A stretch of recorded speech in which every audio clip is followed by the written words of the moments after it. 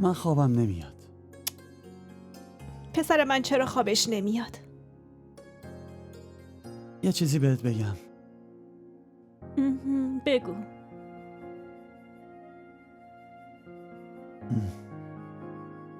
من میخوام ازدواج کنم.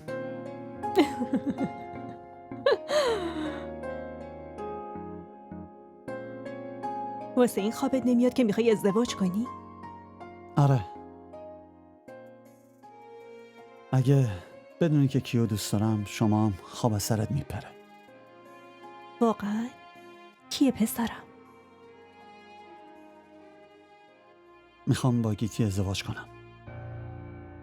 کدوم گیتی؟ گیتی دختر عمو اقبال. برادرزاده فریحه؟